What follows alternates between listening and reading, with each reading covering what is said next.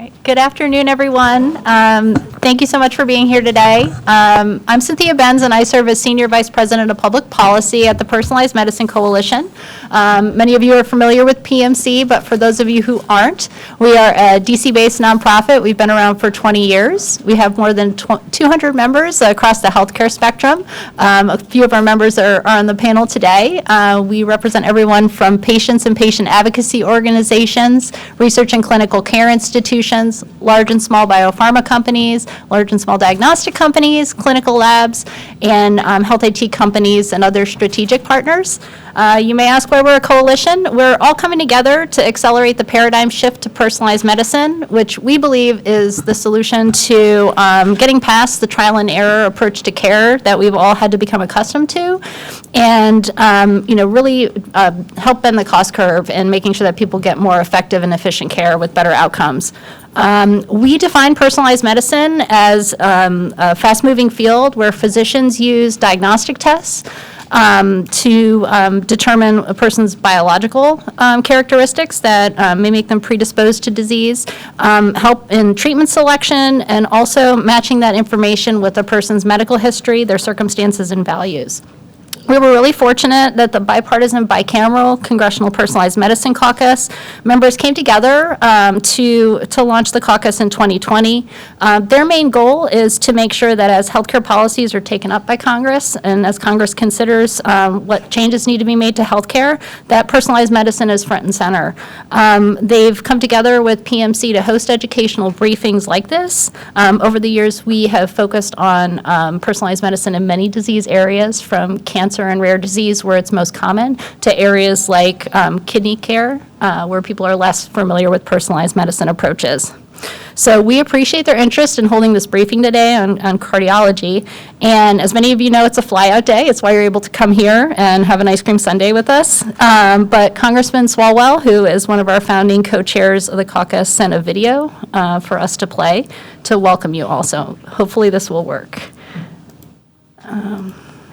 Hello, I'm Congressman Eric Swalwell, a proud co-chair of the Congressional Personalized Medicine Caucus with Congressman John Molina. While I can't be with you in person, I'm glad you're coming together to discuss how personalized medicine is revolutionizing our healthcare system.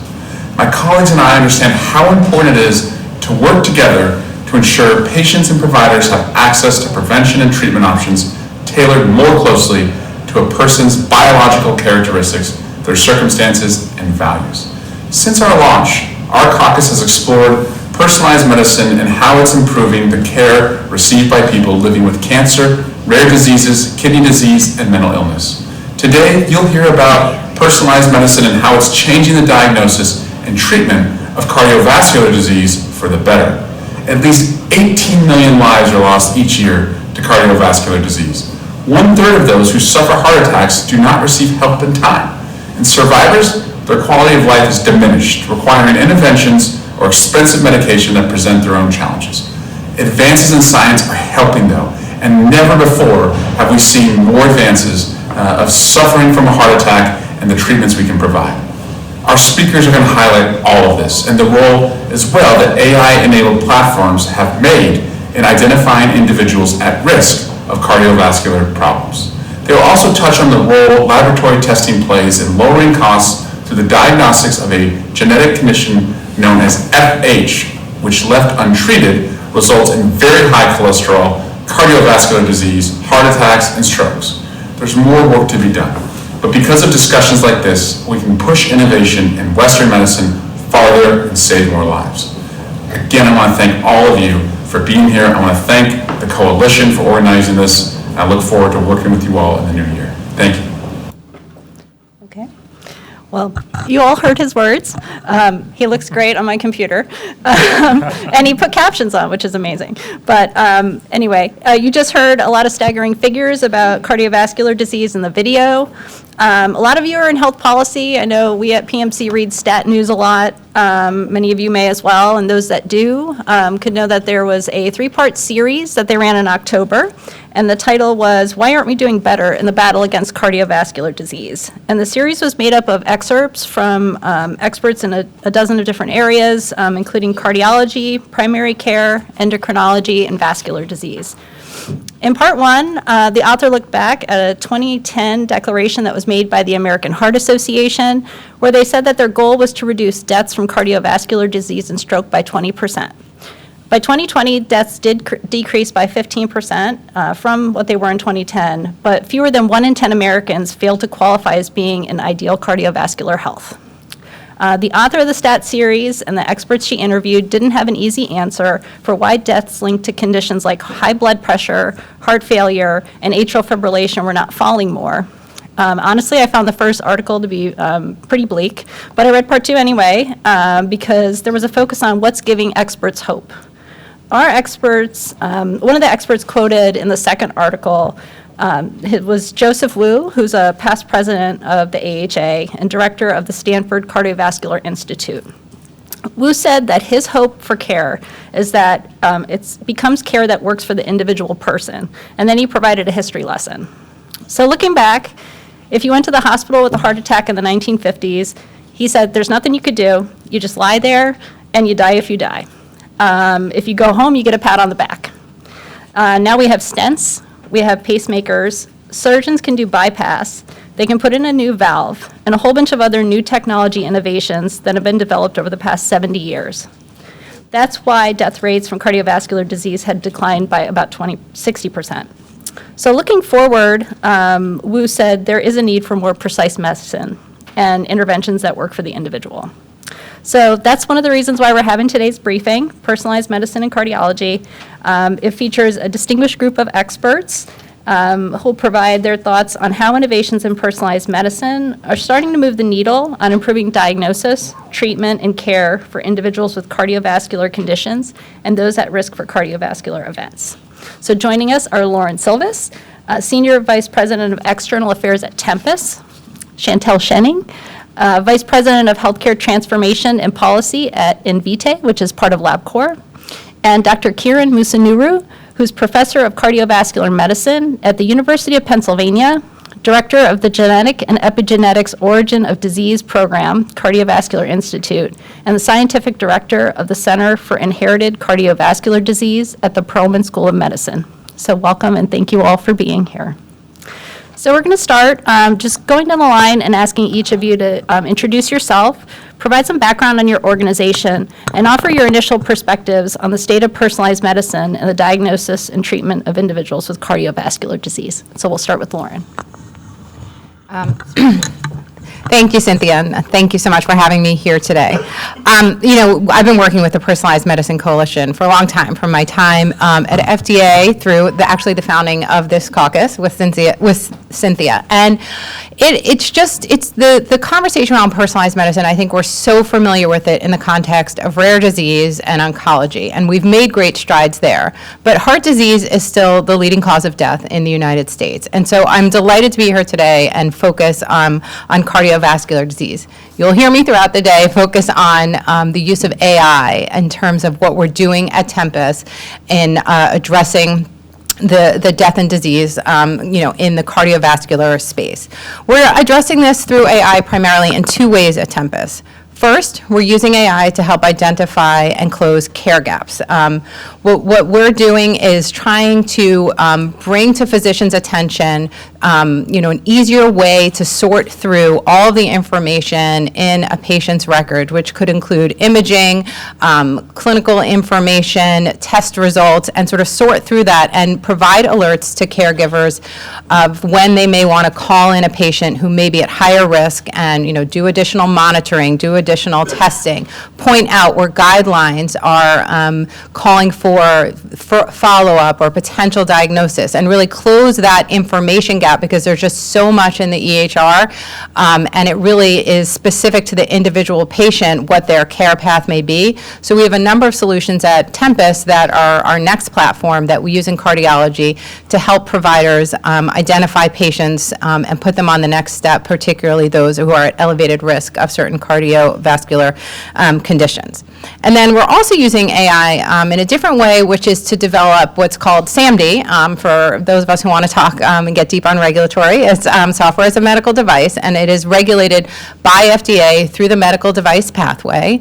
And so we at Tempus have a number of AI-based devices, one that has received 510K clearance from FDA and a number of others that are in development. And what those devices are doing is looking at ways to help identify patients that are specifically, based on their unique characteristics, at potentially higher risk of various cardiovascular diseases. So for example, our clearance is detecting patients that are at higher risk of developing atrial fibrillation within the next year. That's our indication through FDA. It is purely an AI algorithm that is based on a patient's ECG and some clinical characteristics, and provides information to the physician that will help them know if that patient is at elevated risk and should, for example, get additional monitoring, be called back in more frequently because they are at elevated risk for AFib, which, if undetected, could lead to stroke. So those are the two main ways we're deploying AI in this space at Tempus, and have lots of thoughts about both the regulatory and reimbursement pathways on my end, but we'll pass it along now. How's the ice cream? Good. Yes, yes. Oh, yeah, maybe probably should have served fruit salad maybe next time. I'm Chantal Schenning. It's nice to be here with all of you, and thank you, Cynthia, and the Personalized Medicine Coalition for the invite. I was Invitae's Vice President of Healthcare Transformation and Policy. Invitae was a leader in medical genetics, really with a mission to make hereditary condition genetic testing affordable and accessible for all. We were recently in August acquired by LabCorp. And really my focus the last 5.5 years has been how do we make sure patients have the right genetic test at the right time. And so I'll be chatting a little bit about that here today. As Cynthia and Congressman Swalwell has mentioned, there's been so many advancements in the cardiovascular disease space, and there's more to be done, especially from a policy standpoint. So today you'll really hear the top line didn't read from me is that genetic testing should be done earlier to make sure that we're catching conditions sooner and making sure that the clinicians and the patients have the right care plan and treatment in a timely fashion to really intervene before costly care or even death occurs for these patients. So we'll chat about that, and then also we'll talk about the key roadblocks in achieving that goal, specifically things like coverage of the genetic test for cardiovascular disease, as well as prior authorizations, and then laboratory participation and value-based care models. So those are the three things that I hope to get across today, and I'm looking forward to your questions at the end of our discussion. Pass it to you. Oh, wow. Okay, great.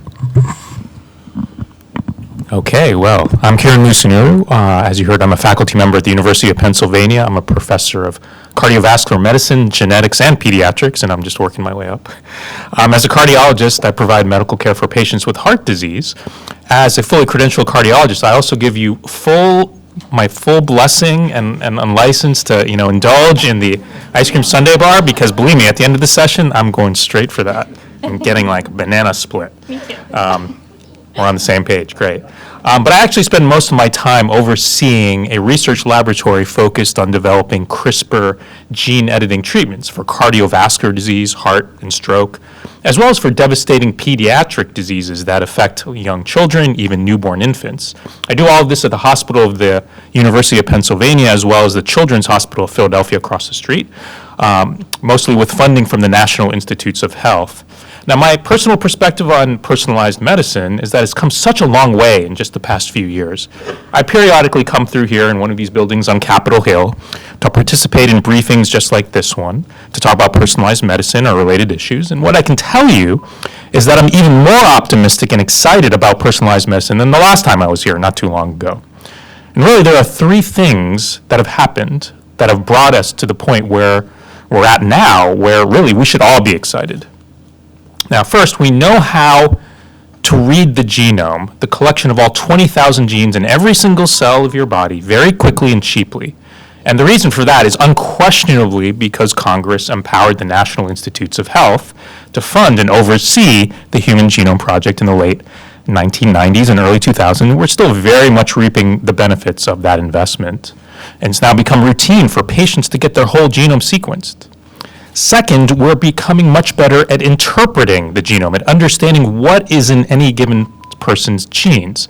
And increasingly, we're able to use the sequence information in someone's genome to predict that person's risk of getting a disease, whether it's heart disease, diabetes, breast cancer, many other conditions. And in some cases, we've discovered that certain genes are bad genes in the sense that they greatly increase the risk of getting a disease. In other cases, we've discovered that there are particular genes that protect against getting a disease. Good genes that effectively make you immune to that disease. Now, these are the good genes that you really hope that you were lucky enough to have inherited from your parents. If you didn't, well, you blame your parents for a lot of things, I suppose. You can blame that one too. Now, separately, we're also able to use that same sequence information to figure out how to best treat a patient once they've gotten a disease, to tailor medications or other treatments so that it produces the best outcomes for them. Now, as you've heard, that's so important because it allows us to move away from a world where everyone is treated in the same way, one size fits all, when we know all too well that's not the way things work. We're all unique individuals. And in an ideal world, healthcare providers like myself would be able to very precisely and perfectly even match treatments to each person to do what's best for each of us. What has me the most excited, though, is the third point. Remember, I said there were three things.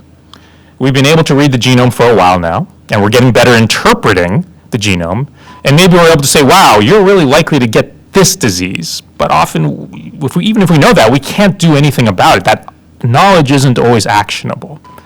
Now, it isn't always true, and maybe not even often true, that your genes are your destiny, but sometimes it is. And what we're able to do now, for the first time, just in the last few years, is actually rewrite parts of the genome, to do gene editing with tools like CRISPR that you've undoubtedly heard about. So now there's a possibility that if you happen to have been born with bad genes that cause disease, through no fault of your own, or that put you at high risk for disease like cardiovascular disease, we can actually do some work to fix those bad genes. And let me give you an example. Imagine you have a person who tests positive from familial hypercholesterolemia, or FH, as Congressman Swalwell mentioned in his opener. This is a genetic condition that causes very high cholesterol levels in the blood and consequently high risk for heart disease. Several years ago, when I was on a sabbatical from UPenn, I co-founded a company to work on CRISPR gene editing to address exactly that scenario. We made treatments that can actually turn off cholesterol genes in the liver. And with a single dose of this therapy, the patient has a permanent reduction of the cholesterol levels in the blood. And it lasts for the patient's lifetime, as far as we can tell. It's what we would think of as a one-and-done treatment. So in principle, you could take the treatment and it would push off heart attacks and stroke by decades. The company has started clinical trials with these treatments. Patients have been dosed, and so far it actually looks like it's working really well in patients with FH, believe it or not. But it goes beyond patients with that specific genetic condition, FH. This kind of therapy could help anyone who has a high risk of heart disease or who already has bad heart disease. There are gene editing therapies that permanently reduce cholesterol. That's what we've been working on. But there are other gene therapies or gene editing therapies that could potentially help with certain types of heart failure, that could potentially reduce high blood pressure, or help maintain an ideal body weight. And in a few years, we're actually going to have a bunch of different ways to protect patients against cardiovascular disease. A menu of options where we can pick the best options for each patient based on their risk factor profile. All of this by rewriting the genome, by fixing bad genes, or potentially even replacing bad genes with good genes. Those good genes you wish you were lucky enough to have been born with. Well, maybe now it doesn't matter if you weren't lucky. You can still get the benefit with the treatment. Now let's look a little further in the future. We're going to be able to combine gene editing with personalized medicine. Let's say that you have a kid, maybe even a newborn infant who turns out to have a devastating genetic disease. We can quickly sequence the child's genome, figure out the problem, the bad gene responsible for the disease. And once we've identified the fault, the mistake in that gene, we can potentially use gene editing to correct that mistake in the kid's gene.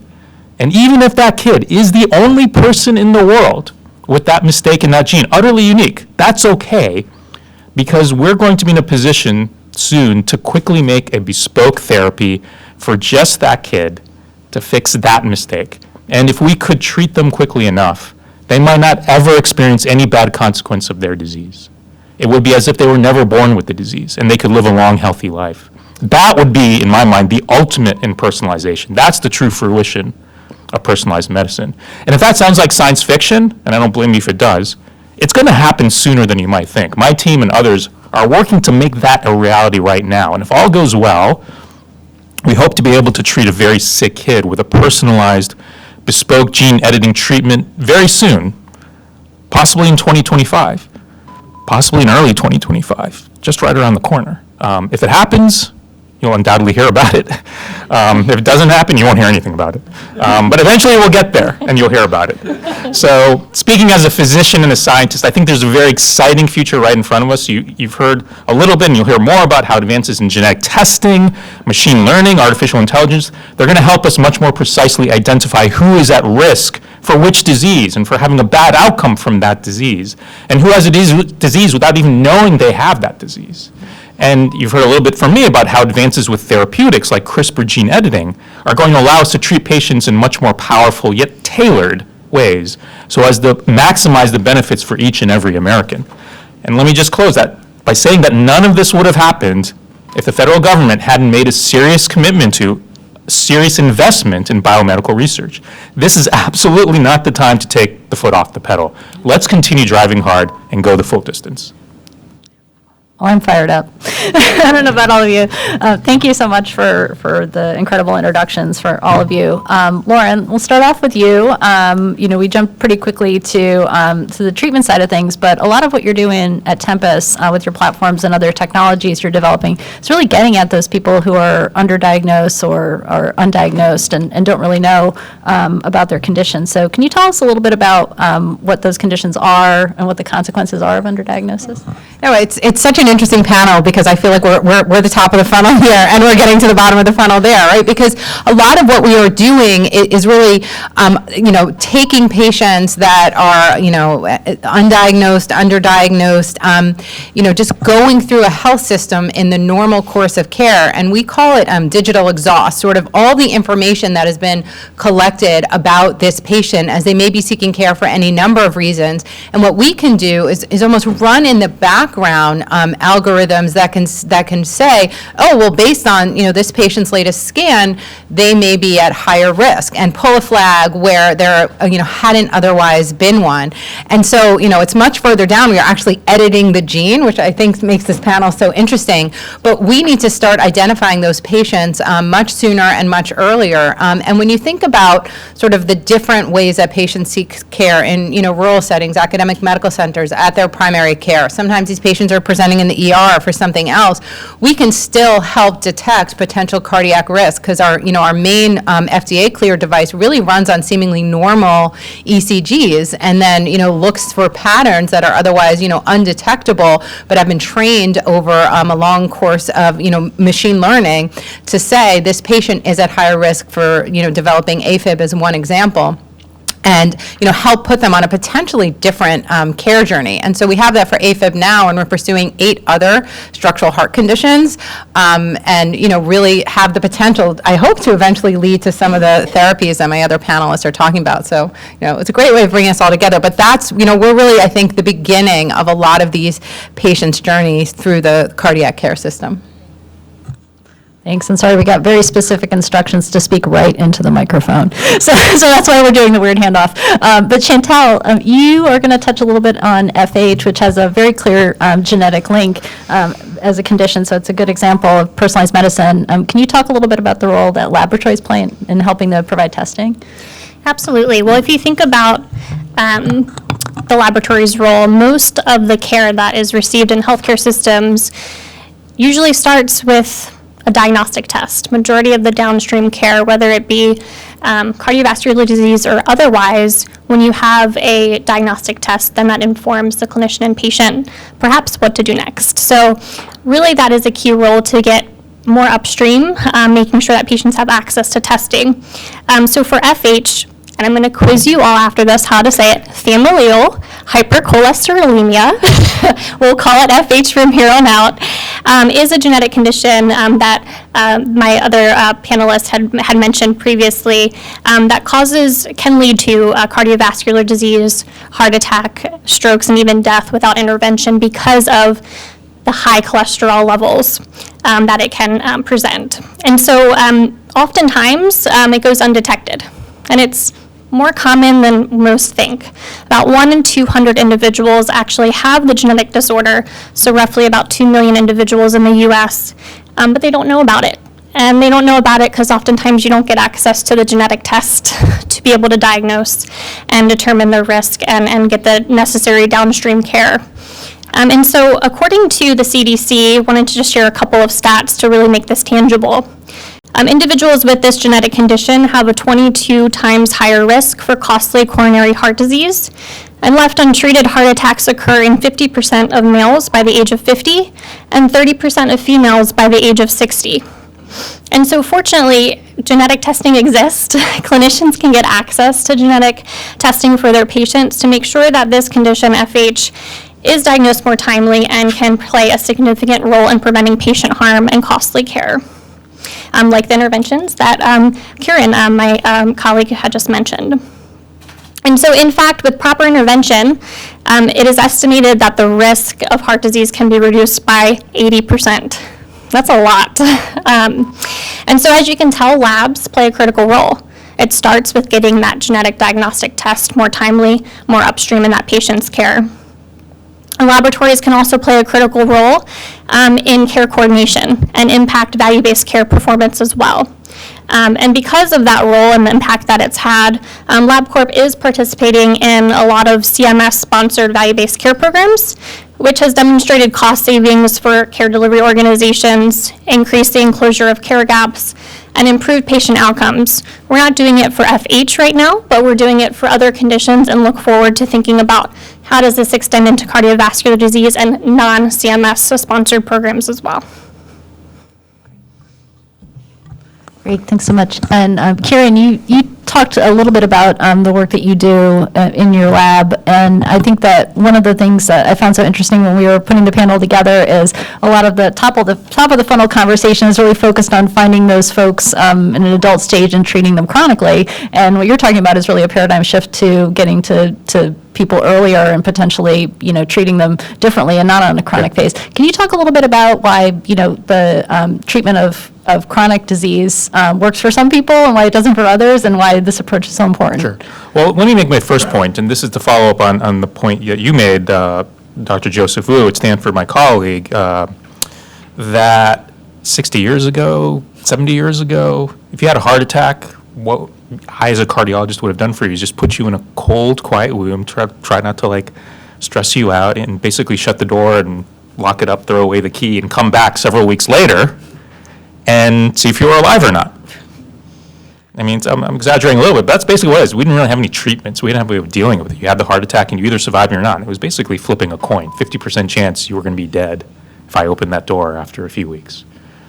And we have so many ways to treat a heart attack after it has happened, but why are we waiting for patients to have heart attack? Why are we not nipping this in the bud? And so what we have the opportunity now is to start early. It is so critical. The earlier you can make an intervention, the better off a person is going to be. A chronic disease like cardiovascular disease is really about lifetime exposure to risk factors like high cholesterol levels, like high blood pressure, and so forth. And so if you can treat those early, you're going to do much better for the patient. You're going to push off heart attack and stroke by decades. And it doesn't really matter how you do it, although I think there are better ways and there are not as good ways to actually do that preventative treatment.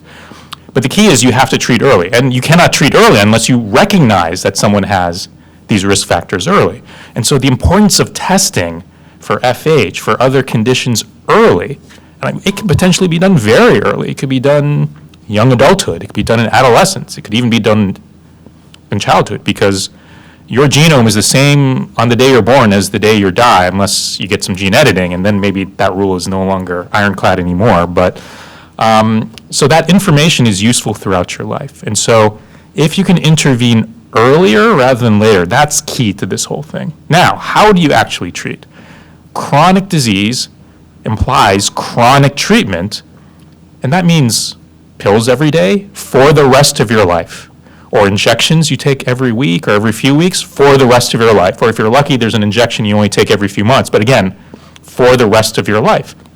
And you will not get, as a patient, you will not get the full benefit unless you take those doses regularly. If you miss some doses, you're still getting some effect, but it's not serving you to the best possible purpose, right?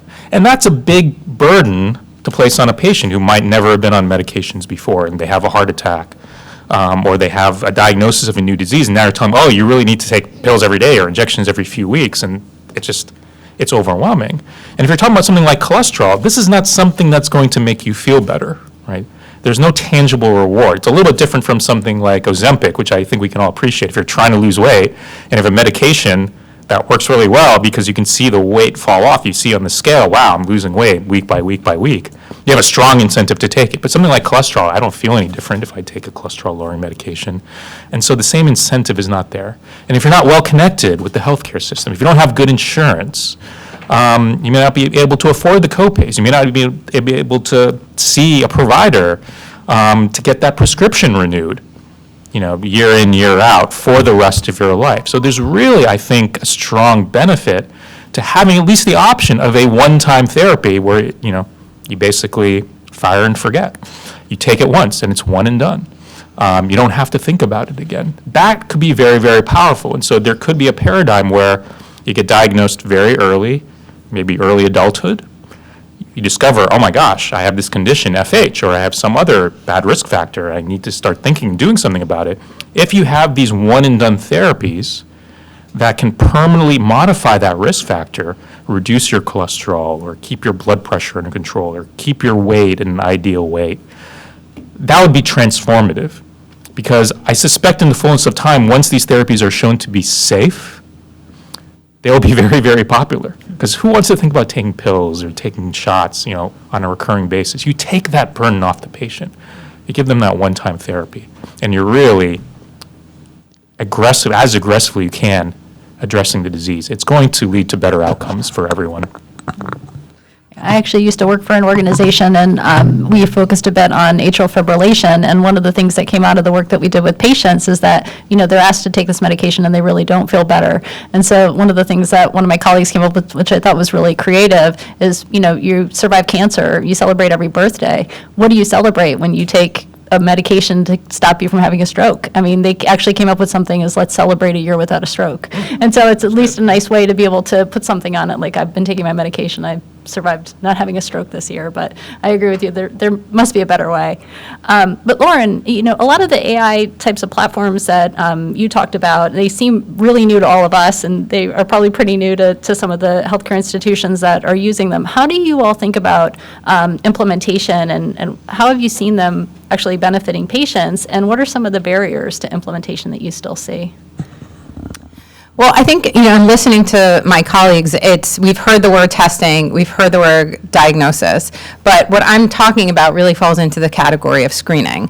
And, that's a challenge, particularly when it comes to, deployment and reimbursement. And if you think about AI and its potential, it's really the ability to do things at scale. It's looking at thousands of patients' records and, identifying ones that may benefit from, some sort of treatment or follow-up, or putting them into a diagnostic funnel where we are, initially screening and flagging.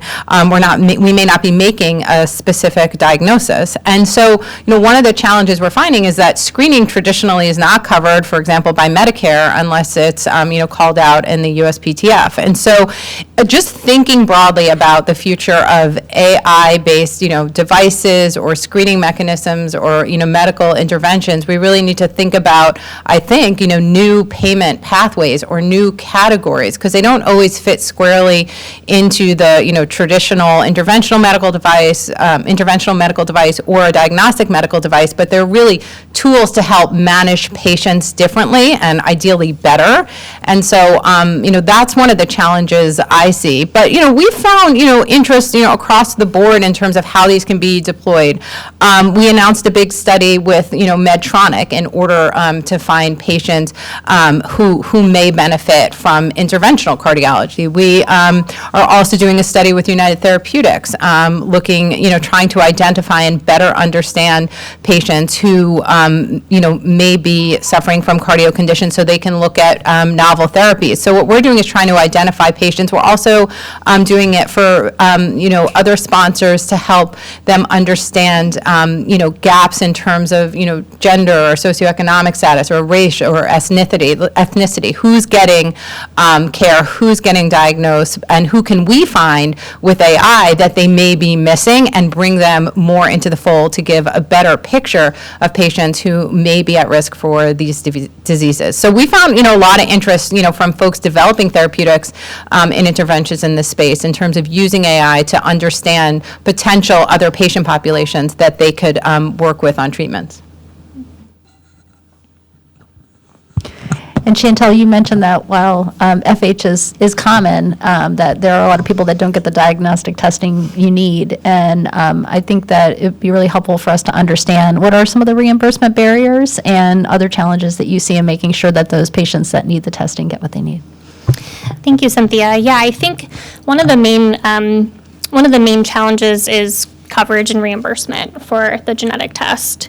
There's been a ton of progress in the cancer space, but often cardiovascular disease genetic testing coverage has been largely overlooked. And so really thinking that is an area that could really improve access for patients to get the testing that they need more timely. And, we all know that coverage doesn't always mean that it's easy to get a service. And it doesn't always mean reimbursement for the service either. And so most of us here have had experiences with jumping through some prior authorization hoops, and that's not uncommon in the genetic testing and diagnostic industry. And so one of the issues that we see in the diagnostic genetic testing world is this continued burden and hurdles of prior authorizations. But for laboratories particularly, it's a little bit more complicated because when we get the sample for the test, it's already too late for a prior authorization. It's quite time sensitive, and we know that the patient and clinician need those results. And so laboratories like LabCorp, we perform the test while the prior authorization is largely out of our control and completed by the clinician, patient, and payer. And we work in good faith that hopefully it will get approved and we'll get paid for the test, but often we're left facing denials for testing.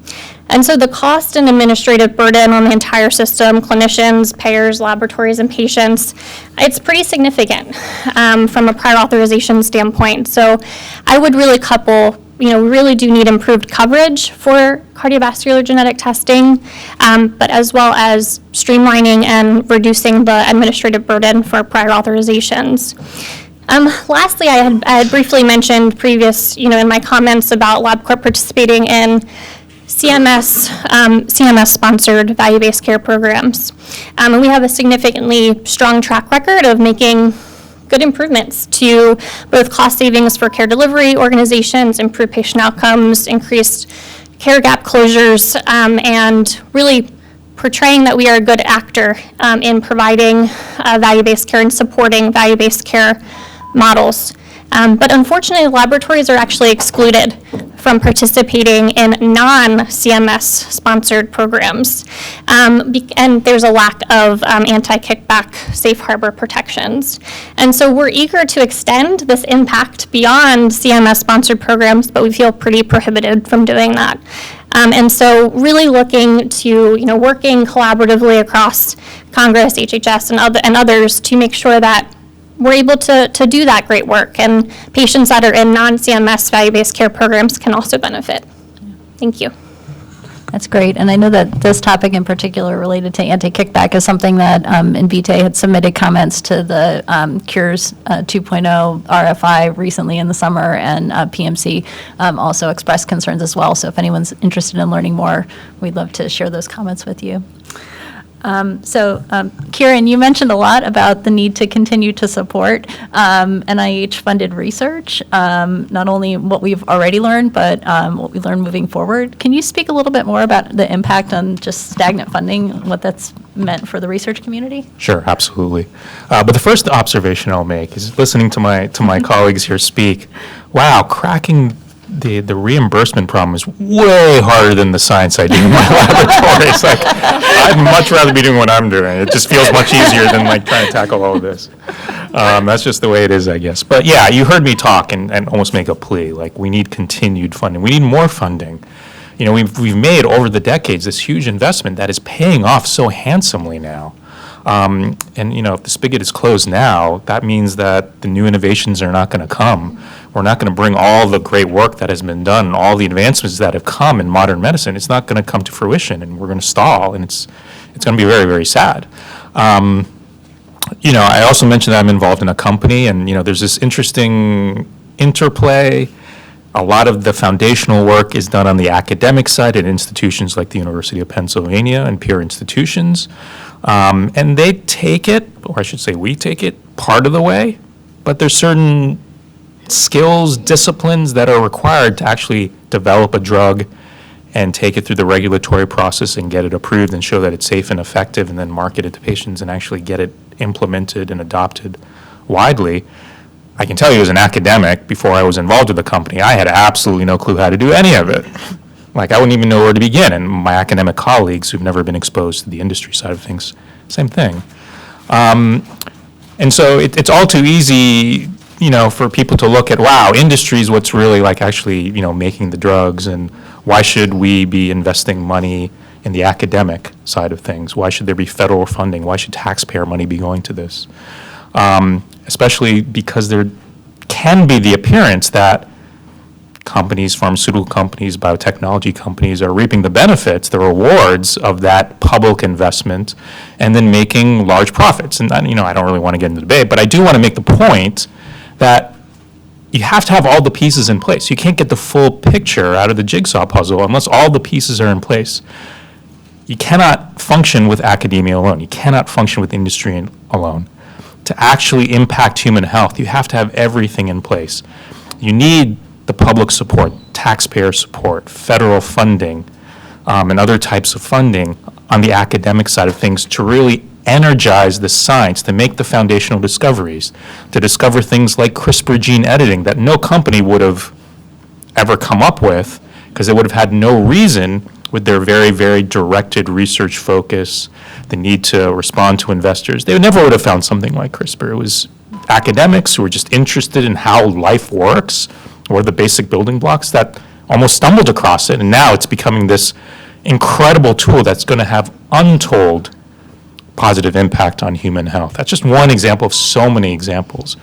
And I've benefited enormously, so I'm a little bit, you know, biased here, but, you know, my laboratory, it runs largely on federal funding. And if you turn that off or even diminished it substantially, I wouldn't be able to do what I do. And you know, the therapies that, you know, start in my laboratory and then get spun out into companies or get, you know, through partnerships, get picked up by industry and developed into drugs and taken all the way to the clinic, that just wouldn't happen to the same extent, and it would be to the detriment of all of us if that were to happen. So at a minimum, maintain the investment, but really, if you want the full promise to unfold, you have to increase the investment.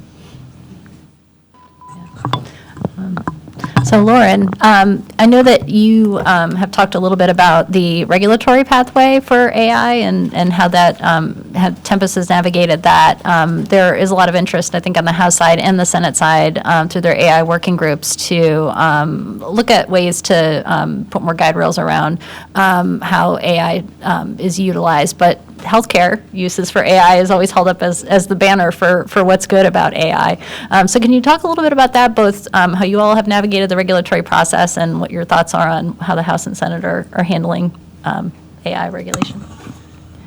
Sure, I'm happy to. And, I understand there is tremendous interest in AI and AI in healthcare and, what Congress should be doing, what Congress can be doing. So let me, give you my perspective on our experience. We know that we have an AI-based device. We know we have to bring it to FDA. It's, there are, rules in terms of categories of risk and so we know what pathway we have to choose. AI has regulated hundreds of AI-based devices, primarily in the imaging space so far.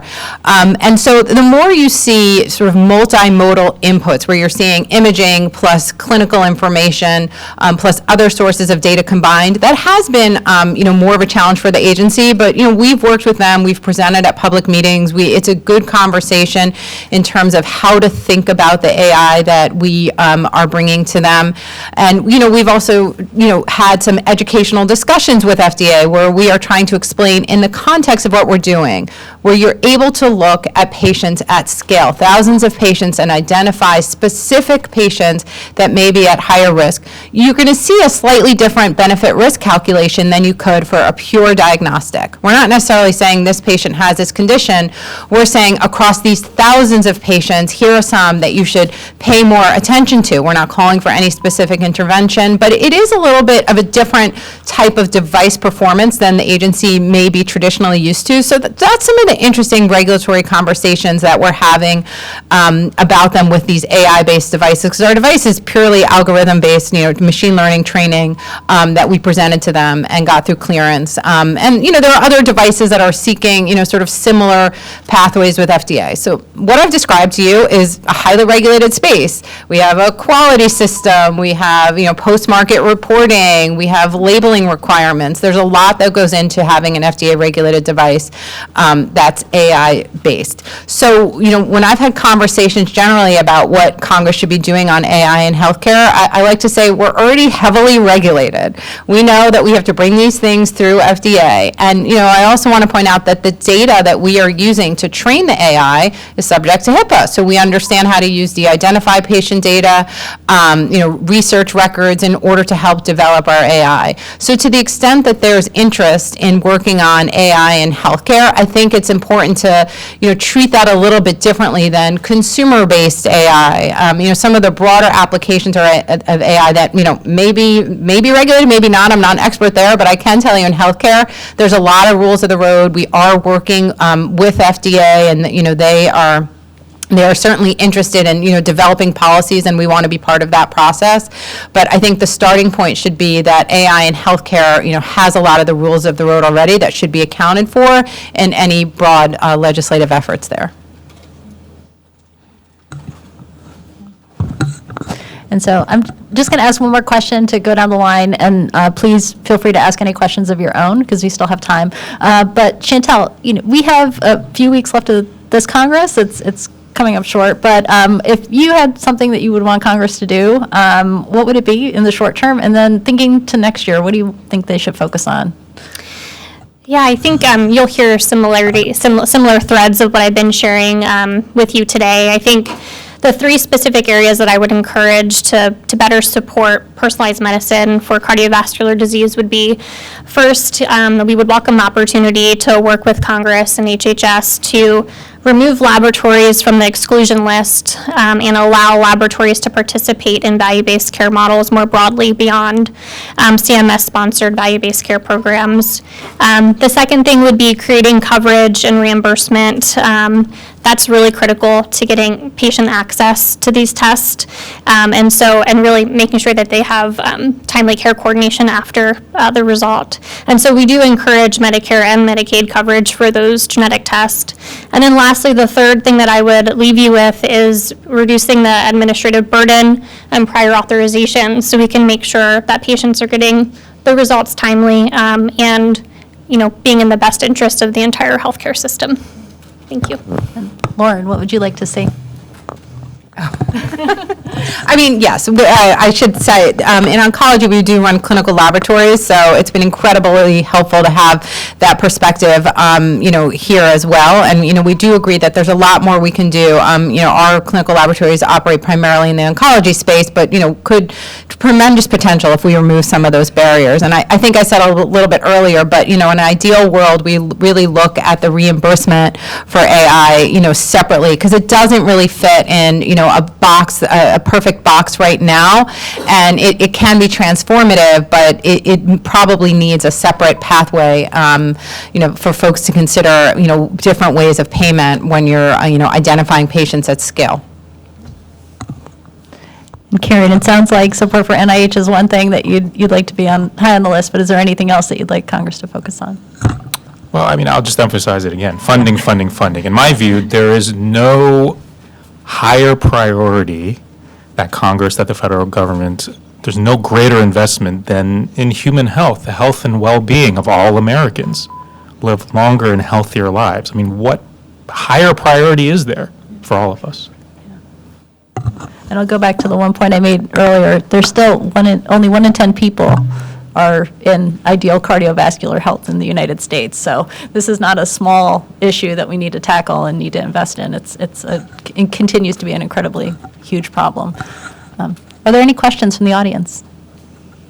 Please. You alluded to CMS. What's their reason why they're not funding this? That's a good question. I think, there's been a lot of focus in the cancer space, cancer genetic testing, and I think, I think that there's opportunity for coverage determinations in the cardiovascular space as well.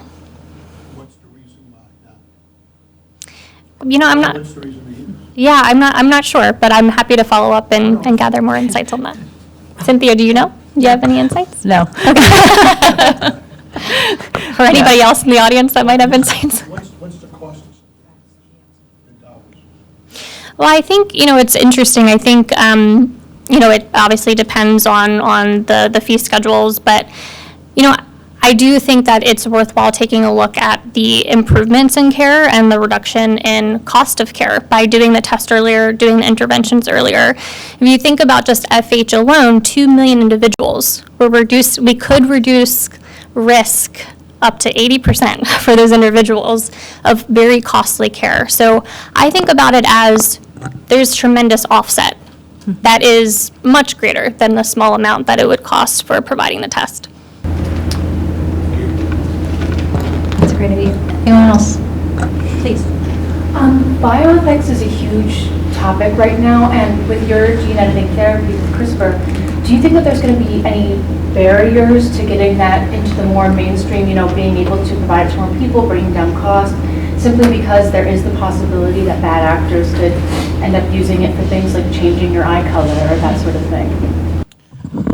Yeah, absolutely. It's something we think about a lot, and I work with a group of ethicists to, ponder those exact issues and write position papers and, try to get colleagues to, engage with this as well.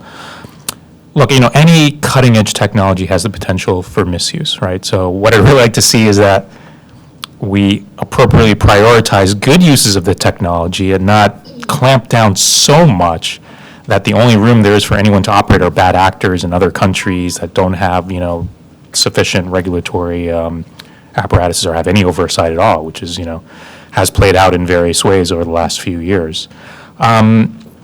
In terms of being able to broaden access to these technologies, I think, the real ethical issue at the end of the day is safety, safety, safety. You got to ensure that they're safe, right? And it doesn't have to be 100% safe. No drug is 100% safe. No treatment is. I think we all appreciate that. It's about balancing the benefits and the risks appropriately. For someone who's very, very sick, has a terrible disease, you're going to take on more risk if they're going to die if you don't give them something, right? That's a very different proposition than someone who's being diagnosed with FH relatively early in life, and there would be benefit if you treated them. But you need to be sure that that treatment is very safe. So the way I think about it is almost like concentric circles. You start in the middle, the very, very sick patients. And so, for example, the company I mentioned making treatments for FH with gene editing by turning off cholesterol genes in the liver and the body, where they have started are patients with FH who have already had heart attacks and are at very high risk of having more heart attacks, stroke, and dying from it. they have the greatest unmet need. So you start with them, and that's appropriate. And then you see, okay, how well is the treatment working? Look like it's working well. Are there safety issues? How do you mitigate the safety issues? How do you, adjust the therapy so that it's as safe as possibly can be? And once there's a track record and you understand the safety profile and you've minimized the risk, then you go out to the next circle, which would be anyone who's had a heart attack who shows up in a hospital and is getting balloons and stents. But we know that if we reduce their cholesterol levels, that will help stop them from having to come back in, a year later or 2 years later with another heart attack.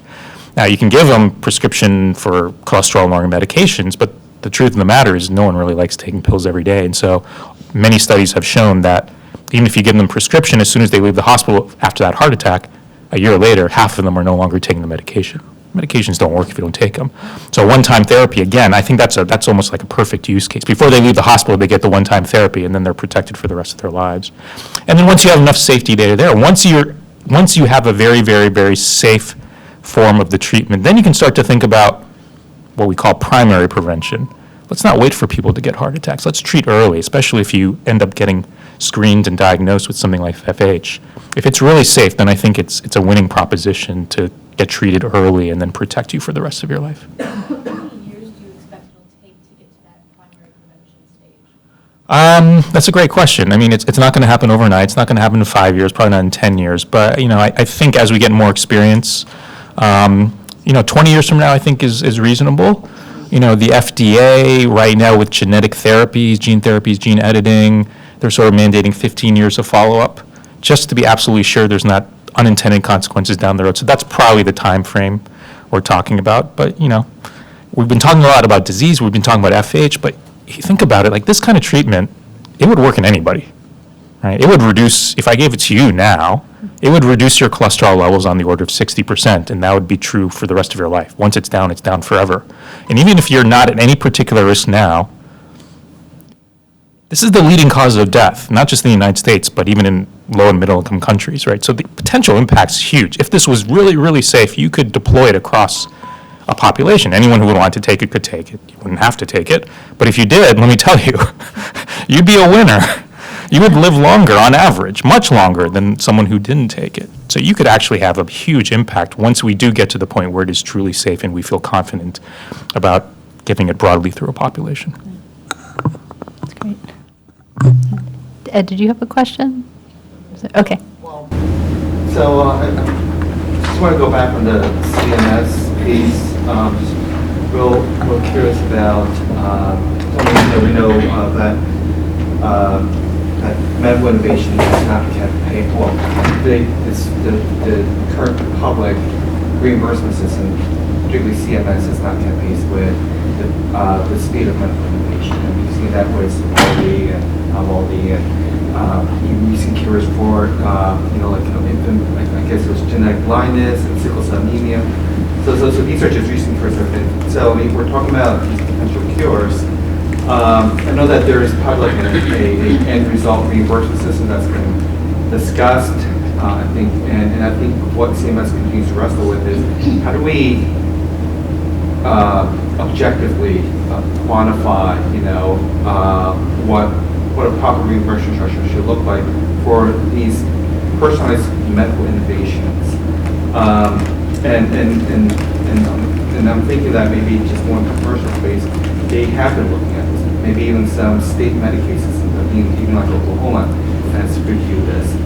What can maybe the federal, like CMS, learn from what's happening outside the current federal reimbursement structure?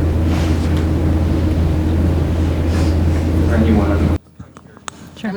Yeah, so they can learn a lot. And I think it really is dependent on the type of therapy and the population, and also, who shares risk. And so I think that those are the main pitfalls, but I think for a lot of these things, I am, despite what my coworkers might believe after working with me for 7 years, I'm a glass half full type of girl, and I don't look at things from the perspective of how things are going to be abused. I mean, I sort of admire that there are some people in the payer world that think about things from the perspective of how do we get patients what they need. And those people are out there, and they're really believing that if you can set that goal of making sure that the right patients are getting the treatment, you can get past a lot of the hurdles, and a lot of times it's just legal. It's legal and the will to want to pay for those things. And so I think that if CMS can take a, page out of the playbook of some of the more forward-leaning players when it comes to some of these treatments, I think that they will be successful in getting patients what they need. It's just they need to believe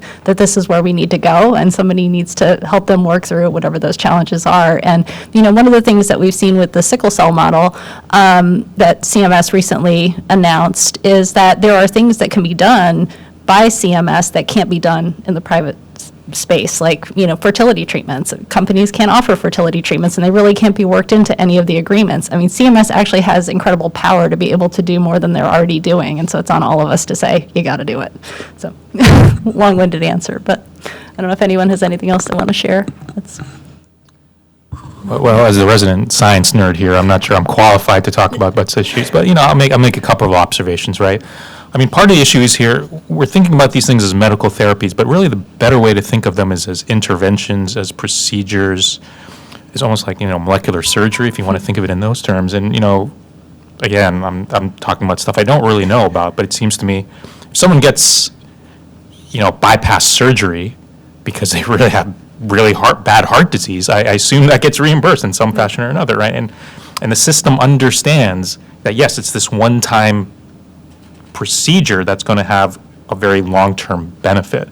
And so we really should be thinking about, one-time transformational therapies, gene editing therapies, as being in that same bucket rather than trying to compare it to a traditional, pills every day or injections you take every few months where, you're paying as you go. Here, I think if you just shift your thinking, then it's actually not so much of a departure from the way things currently work. Yeah, and one of the things that that David and I have actually worked on is seeing the establishment of the MSDRG for CAR T-cell therapy.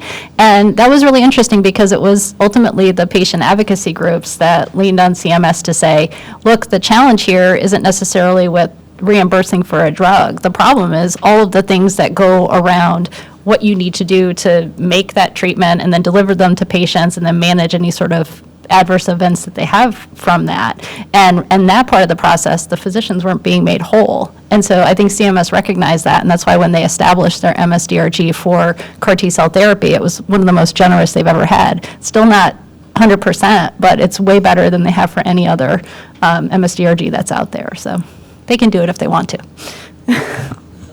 How are you educating the public to ask their doctors, okay, I had a heart attack, you need to do some medication?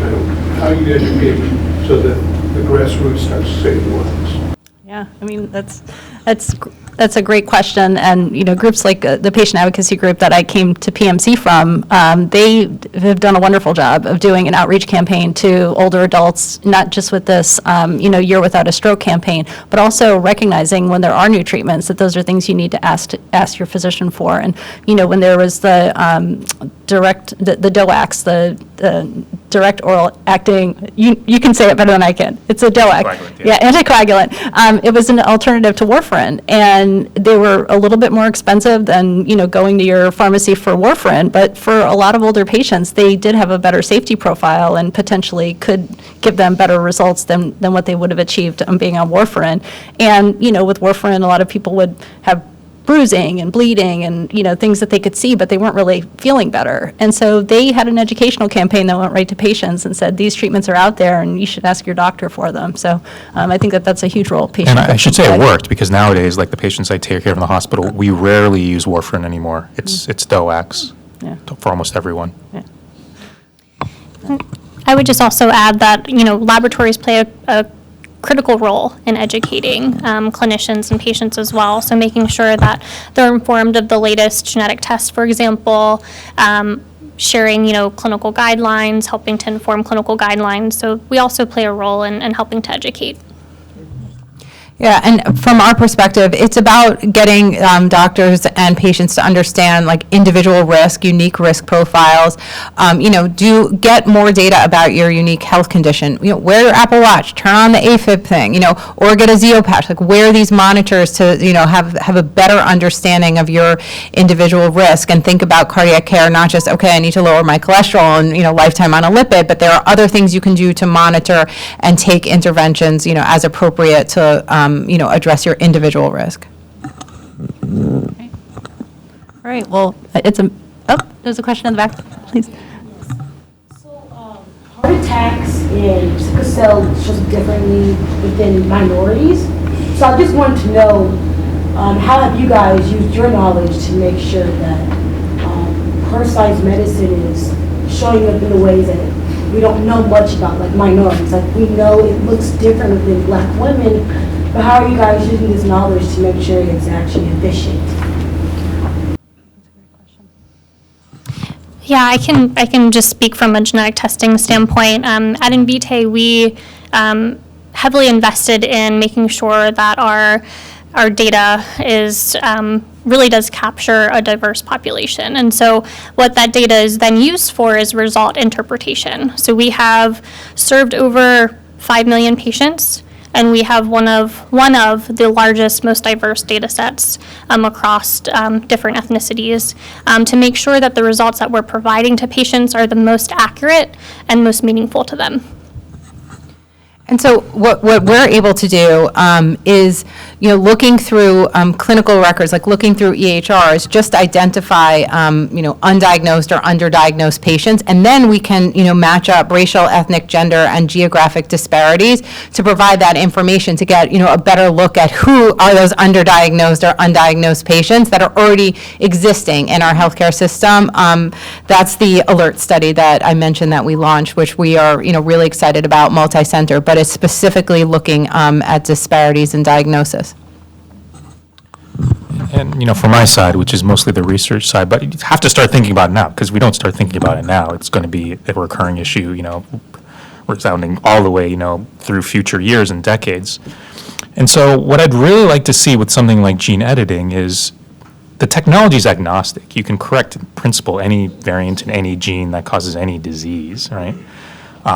It doesn't care, right? So it's really about the people who are applying it. And so I think there really needs to be a shift away from a disease-first point of view or a gene-first point of view, because that's where the potential for inequity really comes into play if you're focusing on certain diseases that affect certain populations in high-income areas more than others, right? I advocate for a patient-first approach. Whatever patient appears and then turns out to have a disease, a bad genetic disease, and then you get the genetic sequencing and you find out what the issue is, you meet them where they are. You make that personalized therapy for that patient in front of you. And I think that is actually one of the underappreciated, perhaps, aspects of personalization. If you are truly, truly personalized, it doesn't matter who you are. You should be able to benefit. It should be tailored to you. Now, I know there are all sorts of obstacles to make that a reality, but at least from the scientific, technological point of view, the last thing I want to see is a lot of resources, a lot of companies focus in a very boutique-y sort of way on certain diseases or certain genes because they see those as the big commercial opportunities, and then the rare diseases and underserved populations, whatever the context, get ignored because they're not commercial opportunities in the traditional sense. And so no drugs will ever get developed. And that's making things worse. As good as the technology is, that would actually make the situation worse. So there does need to be a lot of mindfulness about this issue going forward. Off of what you just said, beyond just like moral and ethical values, is there a financial incentive for providers and insurers to use personalized medicine with minority populations?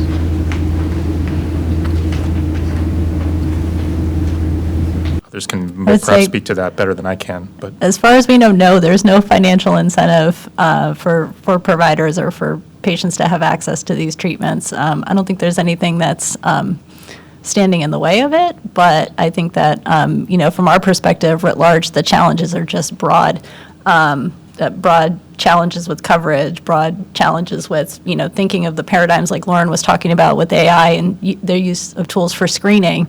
I mean, those are just larger systemic problems that I think frustrate all of us, so. I mean, these are pretty new tools, but one of the arguments we're trying to make is that for a relatively low cost, low risk intervention, you have the potential to prevent a stroke, right? And so, just thinking about, broader adoption of these newer technologies could have, really significant patient benefits down the line. But like I said, this is pretty new. And so we're trying to, put those arguments out there now. I would just say the other thing that could help support adoption, of genetic testing would be quality measures, which does encourage, good ordering behavior, for example. And there's not really many quality measures for genetic testing. There are quality measures. We'll just go back to cholesterol. There are quality measures for, did you prescribe statins to your patient? But wouldn't it be great to know if that patient has FH to see if that particular treatment's going to work for that patient or if they need something different? So quality measures is another area that could really help with adoption of diagnostic genetic testing. I think that's one of the areas too, Ed, where, if CMS were to do something, say, if they were to develop a model around cardiovascular care, one of the things that we saw when they were doing a model on oncology, it was starting at the point of after a patient's already been diagnosed. So when they needed to go back and look at things like biomarker testing or anything that would have happened before what they had deemed to be an episode of care, that type of testing wasn't covered. So there was a lot of information that wasn't gathered. So this is one of the things that if, say, there were a demonstration project or something, thinking all the way back to the point to where genetic testing really is such a valuable piece of what the care model is, that could be meaningful. Yeah, and if I could add the perspective from the research side, from clinical trials, as these new therapies are developed, I think there are potential incentives that can be put into play to ensure that diverse groups of people get to participate in those clinical trials, that drugs are developed with them in mind. And I think that can happen at the level of the FDA. For example, the priority voucher program, which is expiring soon and hopefully will be renewed, but it's December 20th. What? December 20th, right? Exactly, like it's just around the corner. Yeah. But that's actually been very beneficial. So the idea there was companies that focused on very rare diseases that otherwise no company would be interested in would have a huge incentive because they'd get, a 6-month acceleration? I can't remember the exact deal, but a substantial acceleration of consideration and potential approval of the drug. And for a company that's making a treatment, that 6 months can be very financially rewarding. And the genius of it is, it doesn't have to be the company that received the voucher who actually uses the voucher. They can sell it to another company, and then the company that may be doing something else entirely can take advantage of that and get acceleration of their program. And so you're almost setting up like a market, and the transfer of money from more traditional drug programs that focus on common diseases, some of that is now flowing towards investment in rare disease programs. And I can absolutely imagine something like that to encourage diversity in clinical trials, especially as these newer types of therapies that are highly personalized come into play. Yeah. Well, you all have been amazing. You have a question? Oh, I was just Okay. No, it's okay. Thank you. Yeah, let's applaud. Everybody's been wonderful, including you. And I'll just put in a plug. There's been so much interest here. If you work for a congressional office and you'd like to be a part of the Congressional Personalized Medicine Caucus and your boss might be interested, please see me and Ed. He works for Congressman Molinar, and he is our Republican co-chair right now, or Carly Sienkiewicz from Congressman Swalwell's office. We would love to work with you. And thank you all for being here, and hope you all have a great afternoon.